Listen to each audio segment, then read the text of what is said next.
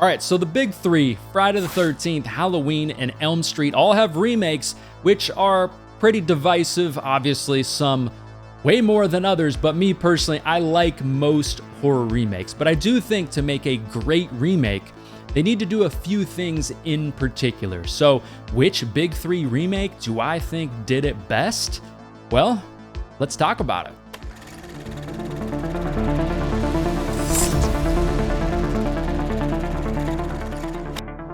All right, so of course, specifically the big three remakes I'll be talking about in this video today are Rob Zombie's Halloween from 2007, A Nightmare on Elm Street from 2010, and Friday the 13th from 2009. Now, I know some of you might be saying, the 2009 Friday movie is not really a remake, it's more of an encapsulation of the best of the things from the first four movies, and I get what you're talking about, but at the same time, it is basically a remake, if you really think about it.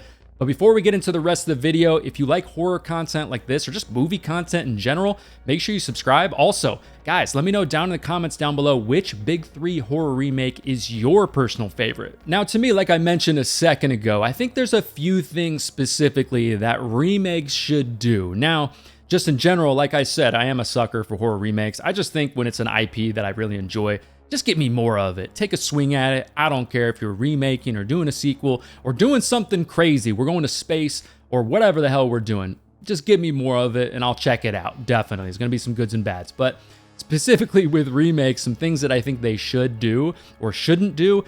I mean, I really do think with remakes, especially if the original movie is an all-time classic considered by many people, don't disrespect the original movie or completely disrespect the main character in that original movie. I also think it's great in a remake when they kind of give you these little nuggets, these little nods towards the original movie or some of the original movies in particular that new fans who have never seen the originals can also enjoy, but people who are diehard fans of the franchise will immediately see and be like, oh, hell yeah, I love that. But it's not like completely obvious or completely cheesy or just overdone fan service just in general, just little nuggets along the way that kind of add a little like, oh, I remember what we had, back in the day. I remember that stuff. Don't worry. We're going to make a new movie, but we're still making some nods towards some of the originals. And of course, I definitely feel like a remake should always add something new to the franchise, a new angle, a new trope to the franchise, something to just kind of push the story forward and not make you just feel after watching the movie, okay, I guess I should have just watched the original. Why does this movie even exist? So yeah, they got to do something to kind of push things forward, add something fresh to the franchise just in general. But anyways, all right, to start us off, I'm going to start off by talking about Rob Zombie's Halloween 2007. Obviously, we're going to talk about all three of these movies, and at the very end of the video, I'm going to give you my winner of what I think is the best of these big three movies, horror remake that we have out of these three. So yeah, Rob Zombie's movie from 2007, a very divisive movie. Maybe not the most divisive movie out of these three. Probably the Elm Street movie would get the trophy for that.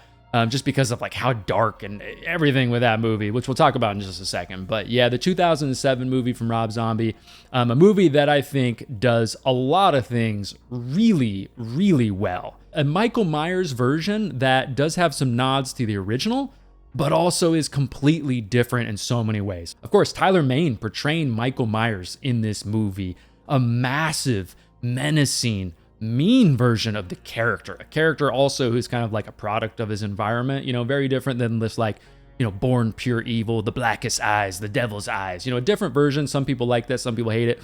That does take away from kind of the scariness of the character for me a little bit, but don't hate it by any means. Really quick though, guys, I got some great news. The channel's merch shop just launched. If you want to go grab some stuff, shirts, hats, coffee mugs, stickers, a lot of great stuff over there that also helps to support the channel. That link is in the description. If you do get something when it comes in the mail, get a selfie wearing it and tag me on Instagram. There is a gripe that a lot of people have with this movie, and I do have a little bit. I don't hate it, but I know Rob Zombie's hands were kind of tied with this movie. The production company basically gave him a formula. Hey man, you got to stick to this mainly. We're not going to let you totally have creative control over this movie. So yeah, his hands were kind of tied to do something. So some people think, after watching this movie that a lot of the stuff is just recycled.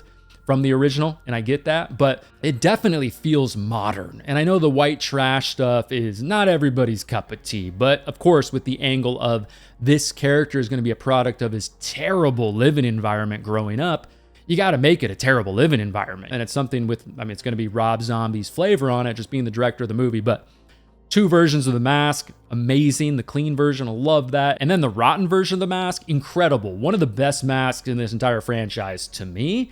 But yeah, just overall a movie with so many ups and downs. And New Myers pushes things forward a little bit, adds some new things there as well, but also some things that's like, what the hell were you thinking, Rob Zombie? I get this is what you want to see in the movie, and that's what particularly directors should probably do, but come on, man, like this shit is weird. It is weird as hell at times, but... And then the Elm Street movie, also a very controversial movie, and the Rob Zombie movie came out 5 years after Resurrection. Yeah, a very different movie. Also, and then the Elm Street movie came out 7 years after Freddy vs. Jason, but came out 16 years after like the last standalone Elm Street movie. And like I said, this movie is easily one of the most divisive mainstream big horror movies probably ever made. This is, I would say, easily the most hated movie in this entire franchise.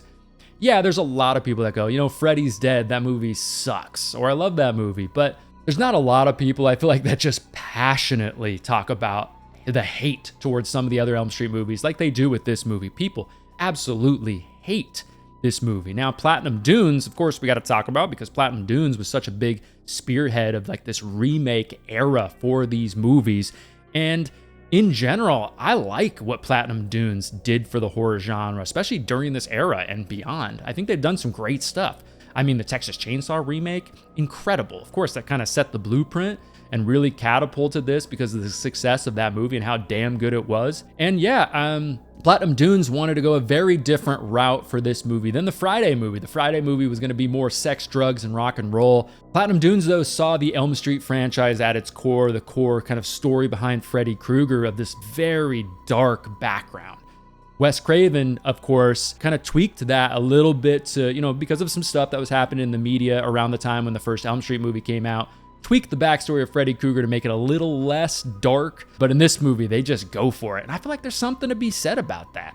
But this is the highest grossing Elm Street movie in the franchise. That's kind of weird. Not a lot of people consider that just in general. Made about almost 120 million. And I think there are some moments in this movie that really do have some great mood and a great look to them. This movie definitely reminds you that a modern version of the Elm Street, in the Elm Street franchise, you know, with technology nowadays, you can do some crazy stuff with these dream sequences that they just had no chance of pulling off back in the day without that technology. And it's only going to probably get better and better, of course, with the digital effects and everything like that. Yeah, there's some digital effects in this movie that don't look all that great, but some of it looks pretty damn fun.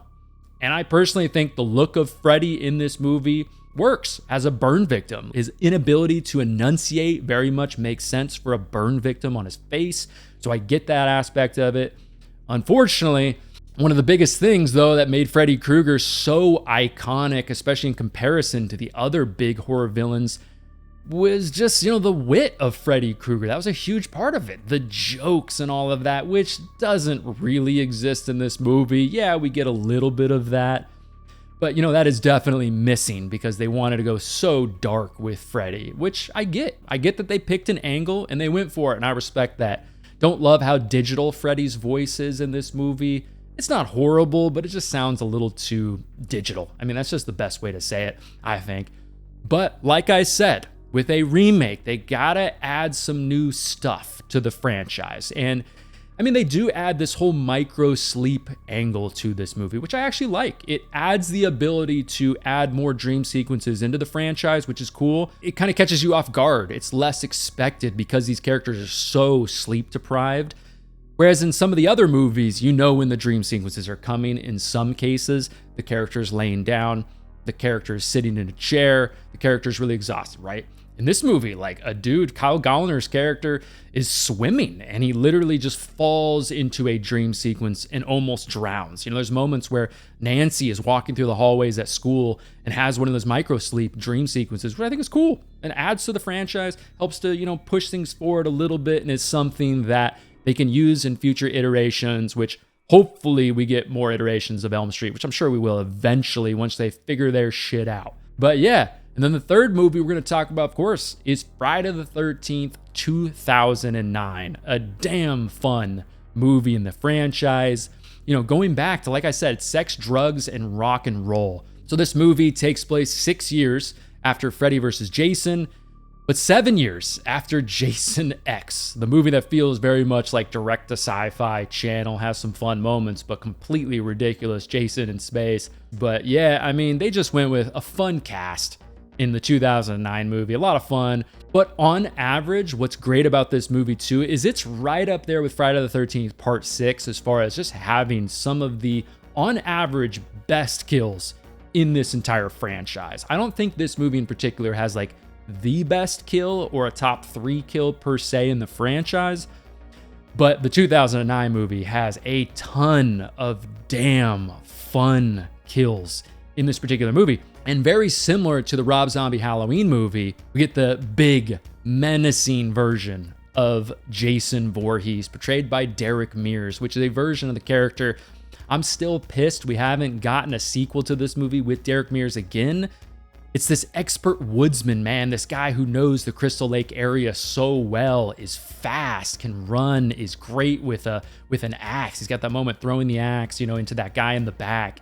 He's shooting arrows, a little ridiculous, but just a really fun version of the character that is massive and brutal, and you would never want to ever see, especially in the woods. A knock I do have with the Friday the 13th movie is, I mean, it's kind of a nitpick, but I don't love that they filmed this movie in Texas because it very much feels like Texas. I think it would have elevated the movie a little bit if they would have filmed this movie up in the Northeast somewhere. Because there's a lot of scenes when Jared Padalecki's character is like riding his motorcycle and some of the other scenes on the lake where you're like, there's no way this is up in New Jersey or New York or anything like that. It just, and that's the nitpick. It still looks great. Daniel Pearl was the cinematographer on this movie, also the cinematographer on the Texas Chainsaw remake and also the original Texas Chainsaw. So the movie looks amazing. Love Daniel Pearl's work, but that's a little bit of a nitpick as well. But like I mentioned a second ago, having those little nuggets to kind of tip your cap, those little nods to some of the great moments in the original movies, love that. So in this movie, you got that whole moment, instead of Jason's mom's sweater, she uses the little locket to kind of distract Jason there for a moment. You get that moment there where Jason is popping out of the glass in that window in the barn, very similar to popping out of the glass at the end of Friday the 13th Part 2. Love that. Just those little nods. There's more along the way, which I think is a lot of fun. It's not cheesy. It's not overdone. And also in the 2009 movie, like the Elm Street movie, adding those micro sleeps, in this movie, they add a little something as well to push the Jason character forward, which is the tunnel system, which I think is great. It explains that whole thing of, okay, what does Jason do with these bodies? How does he not get caught? Cops have to check this territory at some point. You know, when weird things start happening, you would think they would start creeping around. How do they not find him? How do they not find evidence? Well, he hides his evidence down here in this tunnel system. Also his hostages too, which I think is just cool. And he's got these traps and these alarms and things like that. So when he's down there and people are kind of coming onto his territory, he'll hear about it, which is just a cool little something to push the franchise forward a bit. So which of these big 3 remakes do I think is the best, the most fun, just kind of pushes the franchise forward a little bit, adds those little things that I think are very important in a remake to keep things fresh. And like I said, push things forward a little bit. Well, to me, it's going to have to be the Friday the 13th movie from 2009, a movie that's one of my favorite in the franchise. I already mentioned a lot of things that I really love about it, but I just think it does what a remake should do. Now, I get some people say, well, it's kind of cheap because it's using the best things from the first 4 movies, not just one movie in particular. So if a Halloween movie were to use some of the great things from Halloween 2 or Halloween 4 or 5, whatever, would that have been better than this movie? Maybe, but that movie doesn't exist. Hey, maybe it will someday. I'm down for that. And just so many fun things with the 2009 Friday movie that I love.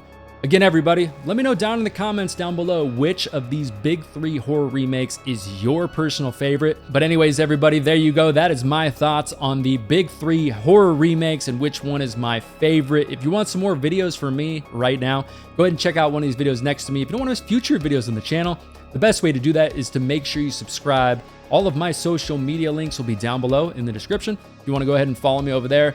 Thanks so much for watching, everybody. Really do appreciate it. My name is Matt, and I will talk to you in the next one.